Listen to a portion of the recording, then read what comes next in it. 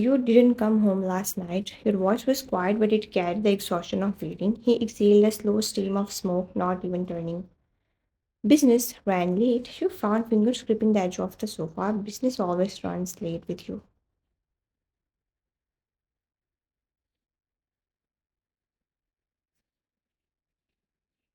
That made him finally look over his shoulder, eyes dark, unreadable. The air thickened instantly. He put out the cigarette, walking toward you with slow, deliberate steps. The way he looked at you made your heartbeat skip, dangerous, controlling yet intimate. You think I enjoy being out there instead of here? His voice was low, smooth like velvet, but cold enough to sting.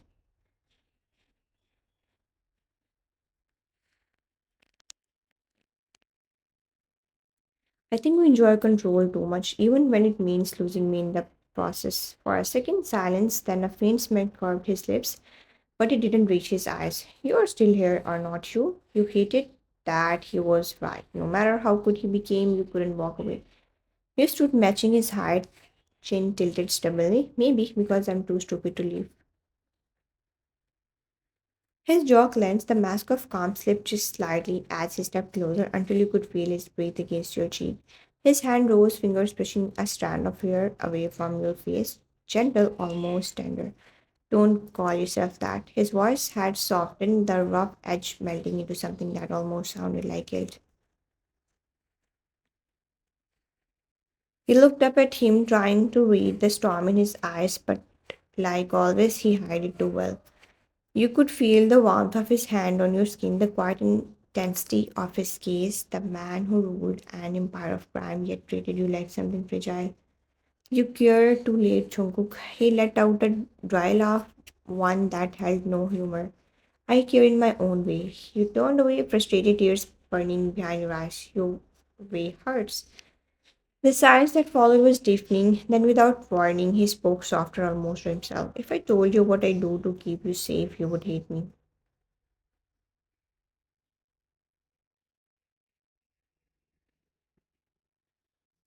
You froze, glancing back. The emotion in his tone was raw, something rare, something he never let anyone hear. Before you could respond, his phone burst. He answered it instantly, his voice switching from quiet to commanding in an instant. Handle it, no mistakes this time. His tone turned sharp, dangerous, reminding you who he really was. The mafia boss the word feared, and yet when he ended the call, his eyes softened again as they met yours. He walked over, placing a plate of food in front of you. Eat before it gets cold. You stared at him, a bitter laugh escaping. You disappear all night, then show up acting like everything is fine.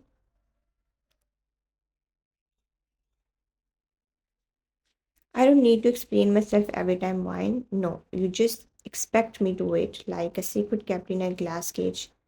That hit him. His gaze darkened, but there was something else too. Pain.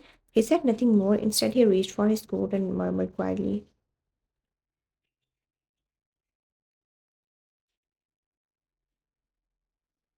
"Lock the door when I leave." You watched him go, your chest heavy, the door shut behind him, and the room fell silent. Again, just the rain and your breaking heart. Then your phone lit up, one message from him: "Good night."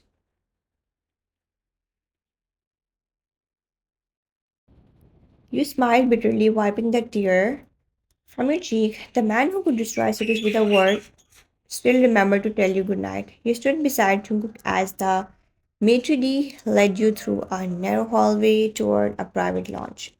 Every eye seemed to follow you not because they recognized you, but because you were with him.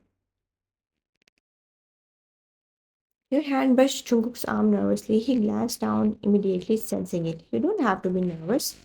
Easy for you to say you own half the people here. He smirked faintly, that dangerous, unreadable expression that made everyone else flinch but somehow steadied you.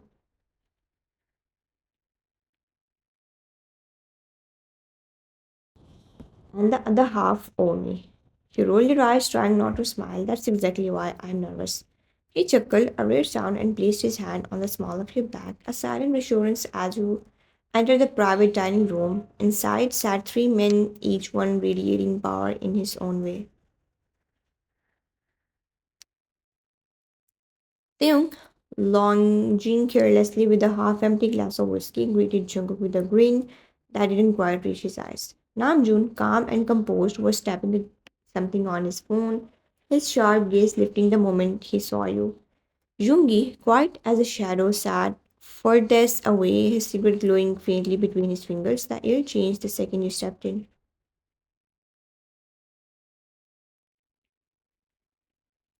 So, this is the girl who managed to melt the Ice King himself. His voice was teasing, but his eyes smeared.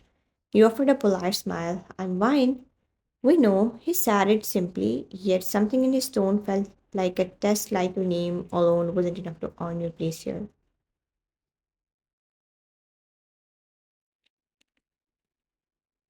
Jungkook sat beside you, arm casually resting back your chair, his body language screaming ownership. She's not just a girl, Taeyong, watch your mouth. Taeyong smirked, swirling his drink. Relax, boss, we're just curious. You have never brought anyone here before. We are a little shocked, that's all.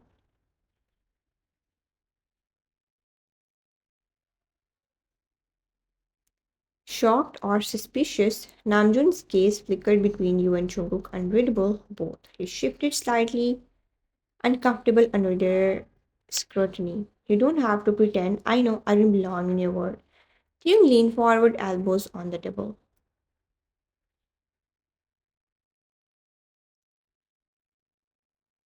Smart girl. Before you could respond, Jungkook's voice cut through sharp and commanding. Enough. The table fell silent. His hand found yours under the table, warm, firm, protective. She's here because I want her here. That's all you need to know. The way he said it made your heart tighten. You were not sure if it was affection or possession, maybe both.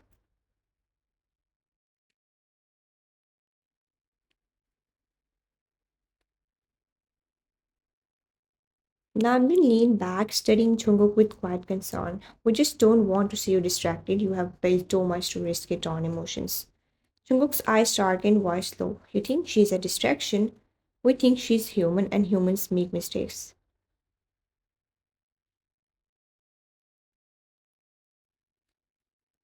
There it was, the warning behind the words. They were not just curious, they were testing how far you would go and how far Jungkook would go for you. You forced a polite smile, trying to ease the tension. I understand your concern, but I'm not here to interfere with his word. I just care about him. Clean raised an eyebrow.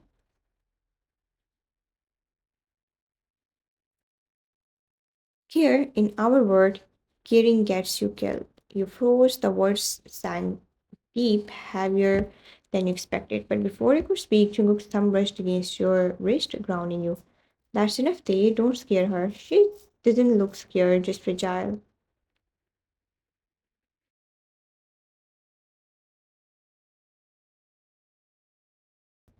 You didn't respond. You couldn't. The room's tension wrapped around you like smoke. You could feel their doubts, their judgment, and yet beneath it all, Jungkook's quiet reassurance kept you steady. When the dinner ended, Jungkook excused you first, his tone softer than before. Wait for me outside, I'll be right behind you. You nodded, stepping out into the cool hallway. Through the slightly open door, you hear the low rumble of male voices. She's not like us, Jungkook. You are making a mistake. She's mine. That's not up for discussion. Just remember, loyalty can be fake too. The door shut before you could hear more.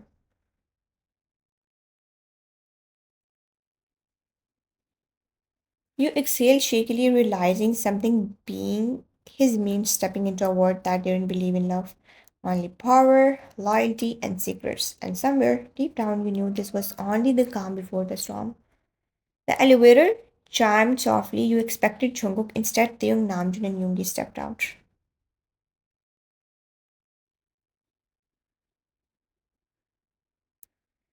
Taeyong's smirk was already in place. Namjoon looked composed, and Yoongi carried that unbeatable calm that always made your stomach tighten. He's not here right now. We know, that's why we came. The tone was sharp enough to slice through the air. You frowned, confused.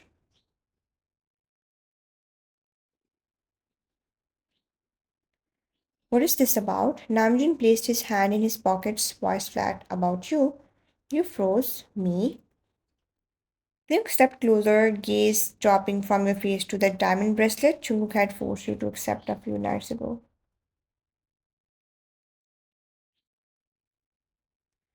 Pretty things suit you. Might be nice being with someone like him. You swallowed hard. What are you trying to say? Yumi's eyes flickered a briefly, expression unreadable. You're not the first woman who thought she could keep him by acting innocent.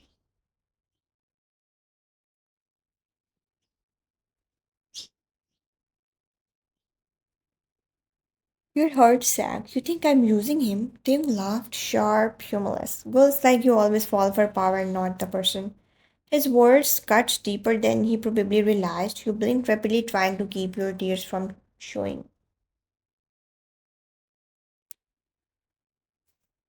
You don't know me. Namdin sighed, voice cold but almost pitying. That's the thing, Wine, we don't. And Jungkook doesn't either.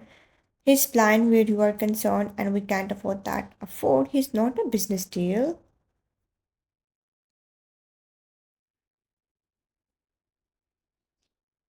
He's the boss, and people die when his head isn't clear.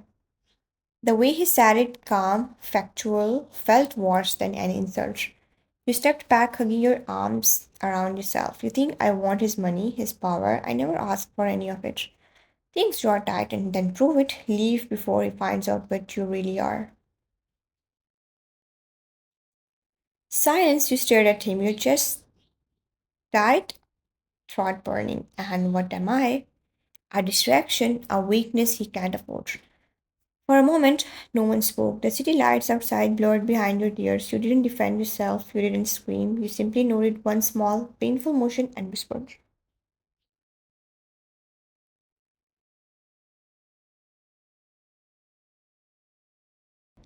I understand. You turned away before they could see the tears fall. That night you packed in silence, leaving behind the clothes he had bought, the jewelry, even the phone he gave you. All you took was the bracelet from the orphanage, the only remainder of the life you had lived before him. When the elevator doors closed, your reflection stared back at you, fragile, breaking, and proud. You left his ward the same way you had entered it quietly, unnoticed, carrying nothing but your heart in pieces. He stepped into the silent penthouse, expecting to see you on the couch, waiting for him like always, but the lights were off. The faint scent of your perfume still lingered. Faint, fading, he frowned, calling out your name once, no answer. When he entered the bedroom and saw the half empty wardrobe, the calm in his eyes shattered. A glass of whiskey on the counter exploded under his hand, the shards scattering across the marble.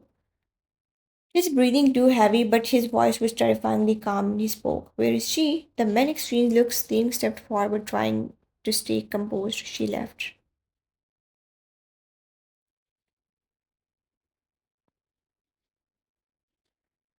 Why? No one spoke. Chunguk's gaze sharpened like a blade. Why? Namjoon sighed. Because she didn't belong here. We made that clear. For a moment, he said nothing, then slowly Jungkook poured himself another drink. His jaw clenching so tight it looked painful. He threw the glass against the wall, voice low and little.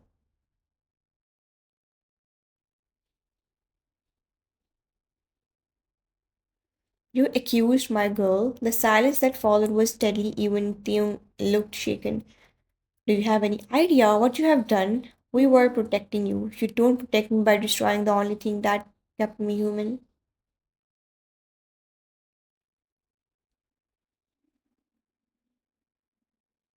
He slammed his fist into the table. The sound echoed through the room like thunder. Without another word, he grabbed his coat and walked out, ignoring their protest. Later that night, you sat in your tiny old apartment, the one you had rented before Chung, the ceiling leaking, the air cold.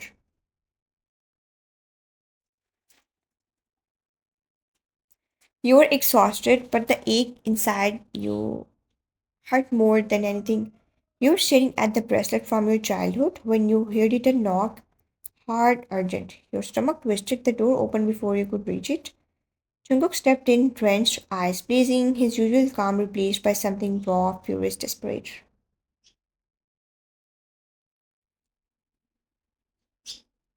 Jungkook, he didn't let you finish. You left without telling me. You swallowed, stepping back. You wouldn't have understand. Try me. Your eyes filled. Your friends think I'm using you. He froze, staring at you for a moment, then his expression turned dark, dangerous. They said that to you.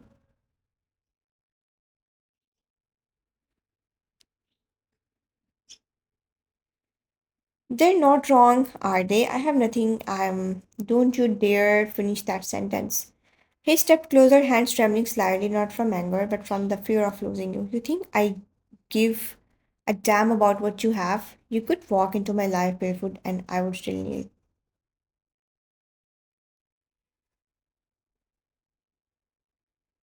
Your breath caught, then why didn't you tell them that?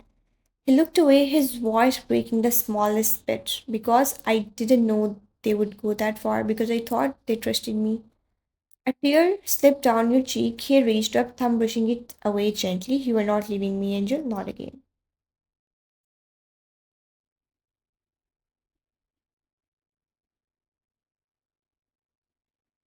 He pulled you against his chest, his heartbeat loud against your ear, and for the first time, the cold Mafia King didn't look untouchable. He looked human. The bell over the door chimed softly. You didn't even look up. You were too tired to the silence that came after everyone left. Then a familiar voice, slow, smooth, unmistakable, cut through the quiet. So, this is where you have been hiding. Your hand froze around the cloth you were holding. You turned slowly, heart pounding so hard it hurt. There he was, black coat still wet from the rain, hair damp, eyes burning with something between fury and pain. You shouldn't be here. He stepped closer, his jaw tight. You think you can just disappear from me?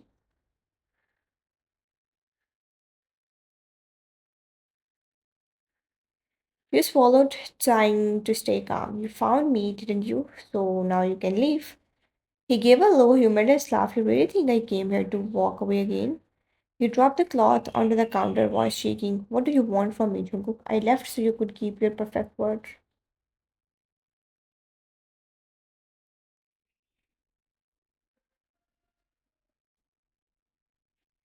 He moved closer, his voice rough. Perfect. My word fell apart the moment you walked out. You looked away, blinking back tears. You wouldn't have believed me either. You never believe anyone who doesn't fit your word. That hit him. He took a deep breath, his anger softening into something heavier.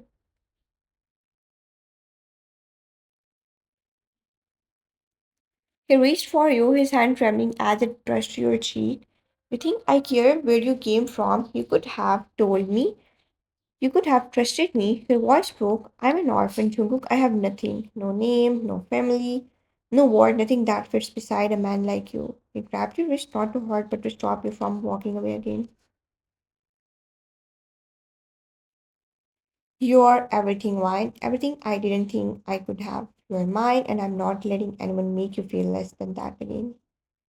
You stared at him, tears spilling freely. Now he pulled you into his arms, holding you so tightly you could feel his heart pounding against yours, unsteady, frantic, real. For once, there was no mask, no power, no empire between you.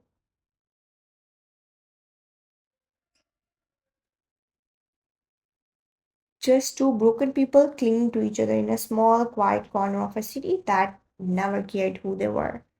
You woke to the smell of coffee and the low hum of music, something that had never played here before. Jungkook was standing by the kitchen counter, sleeves rolled up, pouring two cups when he noticed you awake. His expression softened. You sleep better here. You smile faintly because you're actually home. He handed you the cup, his fingers brushing yours. I have been handling a few things, you know what that means. You had heard the phone calls, the clipped, quiet orders that made even his closest man sound uneasy. Later that day, Tim showed up at the door, guilt written all over his face. Boss, we didn't mean to. You don't get to call her a distraction never again.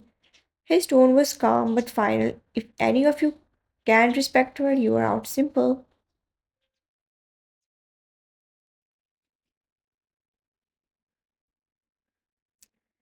The room went silent. Tim just nodded, eyes lowered, and left without another word. That night, Chunguk sat beside you on the couch, his arms resting over your shoulders. The city lights painted both of you in gold. You didn't have to do that. Yes, I did.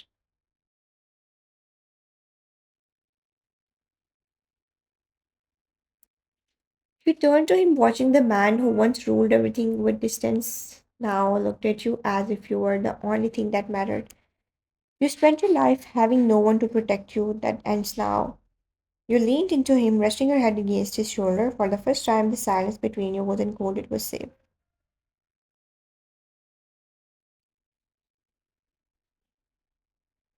And as the rain began again outside, Chungo pulled you closer, whispering against your ear. No more running, Angel, you are home. You sat curled on the couch, legs stuck beneath you, a book open in your lap. Chungo was on the balcony, phone in hand, his voice low but calm, the tone of a man who finally had control over his word again.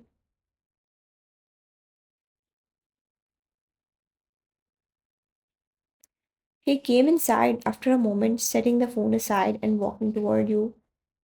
The faint scent of his calling lingered in the air, warm, familiar, grounding. Everything is done, the ones who disrespected you gone. You smiled softly, closing your book. So it's really over. He nodded, sitting beside you, his arm draping easily over your shoulders. Over for good. You leaned into him, your fingers tracing the lines of his tattooed hand for once.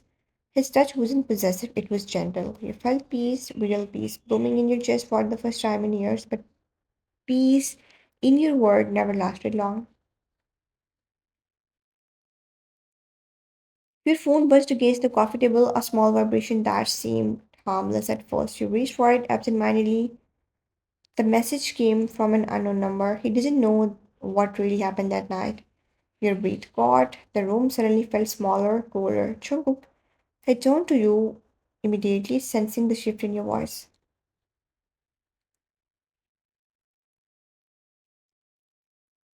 What is it? You handed him the phone. His eyes scanned the words, the muscles in his jaw tightening. Who sent this? You shook your head, heart pounding. I don't know. It just came out of nowhere. He stood freezing, his expression darkening into that dangerous calm you thought you would left behind.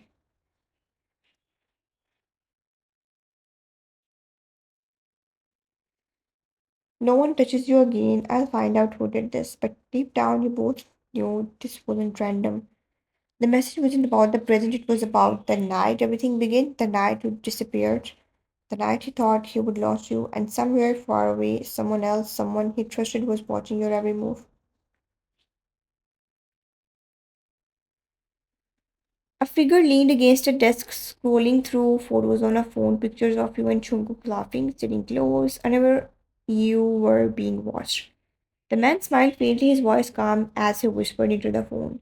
He still doesn't know, does he? The person on the other end chuckled darkly.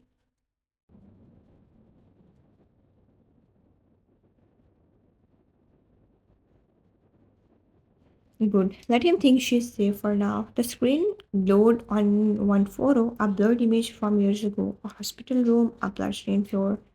A young girl standing in the corner. You, the camera lingered on that image before the screen went black.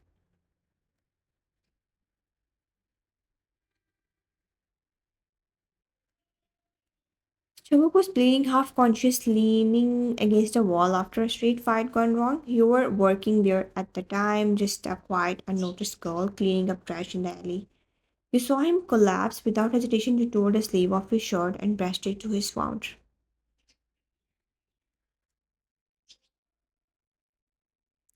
You are losing too much blood. Stay still. He blinked, barely able to focus on your face. His voice dropped. Why are you helping me?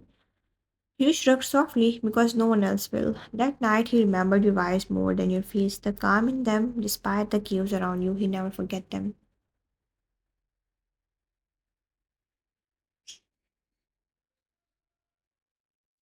One afternoon, Jungkook found a worn brown envelope on your desk. Inside an old photo, you maybe 6 or 7, standing in front of the orphanage gates, smiling despite the rain. He ran his thumb over the faded paper, his chest tightening. You survived everything alone.